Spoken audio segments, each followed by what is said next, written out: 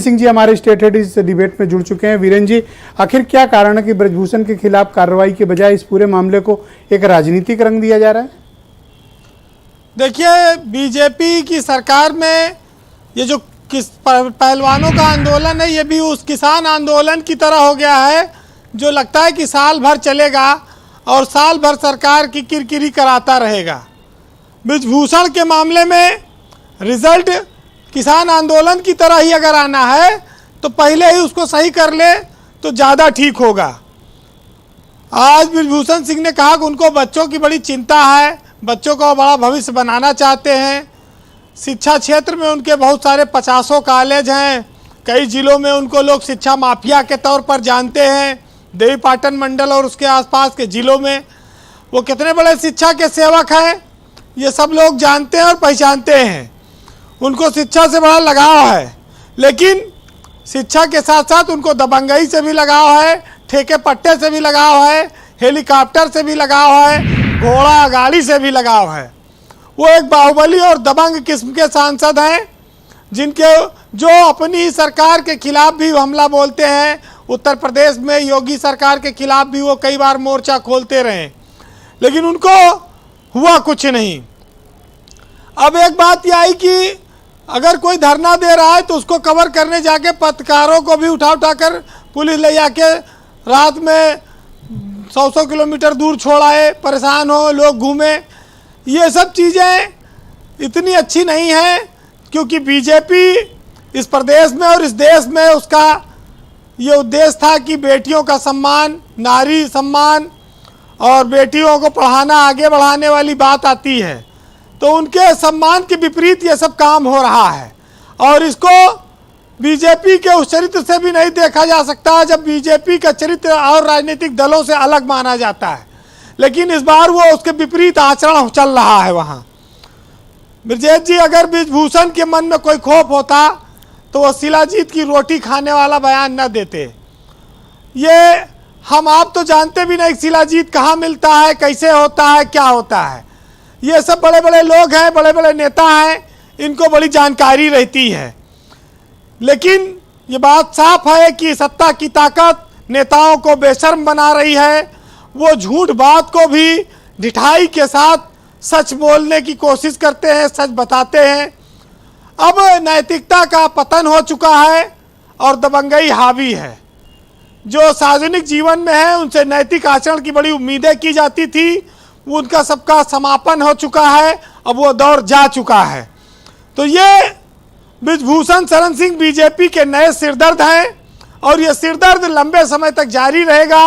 ये बीजेपी को तय करना है कि उसको कब तक ये बाम अपने सर पर मलवाना है। मजबूरी है बीजेपी की कि इनके लिए वो अपनी साख दांव पर लगाने को तैयार है।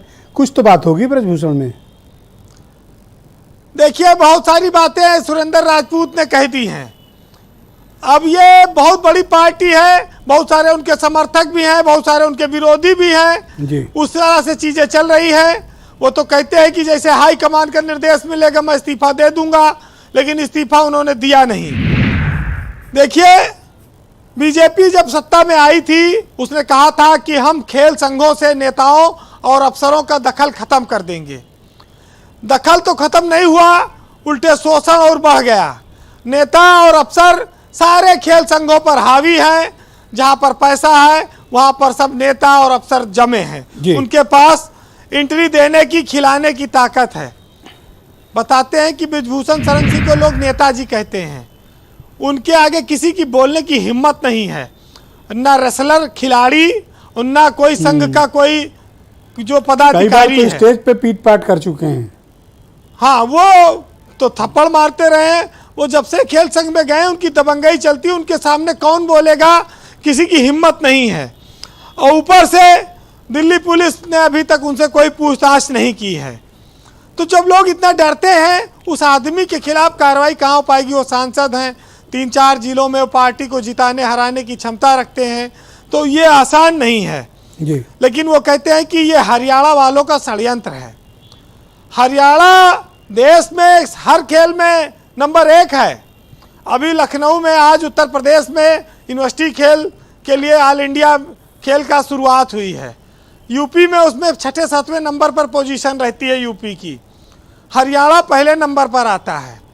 लेकिन आप लोग सब जानते हैं कि यहाँ खिलाड़ियों का अंडा भी चोर खा जाते हैं, ये जो संघों में जितने अधिकारी बैठे हैं, सुबह नाश्ते में आमलेट में। तो यूपी के खिलाड़ी कहाँ से आगे बढ़ेंगे? उसी में से अफसरों के घरों में जिलेबी भी जानी है। खेल तो अफसरों और नेताओं के बाएं हाथ का खेल बना हुआ है, और उसका जीता जागता उदाहरण ब्रजभूषण शरण सिंह है। वो मीडिया को भी धमकाते हैं, बाबा रामदेव को भी कहते हैं, वो तमाम सारे लोगों पर आरोप लगा रहे हैं। अब ये षड्यंत्र कब तक चलेगा, कैसे होगा, ये देश की जनता देखे और समझे। लेकिन इतना जरूर है जी कि किसी न किसी को सच के साथ रहना पड़ेगा, क्योंकि इस देश में चीज़ों के गिरने का तो नियम है, लेकिन आदमी के गिरने का कोई नियम नहीं है, और कितना वो गिर जाएगा इसका भी कोई पैमाना नहीं है नापने का। तो आप इस तरह से इसको समझिएगा कि एक न एक दिन किसान आंदोलन की तरह कोई फैसला इस पर आएगा। सुनिएगा जी कि उम्मीदों की नजरें हौसलों पर टिकी हैं, और तुम में कोई खास बात होगी, अंधेरे को चीरकर सूरज निकलेगा, आखिर कितनी लंबी रात होगी। बहुत शुक्रिया वीरेंद्र जी, आपका बहुत बहुत धन्यवाद। बहन भाइयों, आज हम चर्चा कर रहे हैं कि जंतर मंतर पर लंबे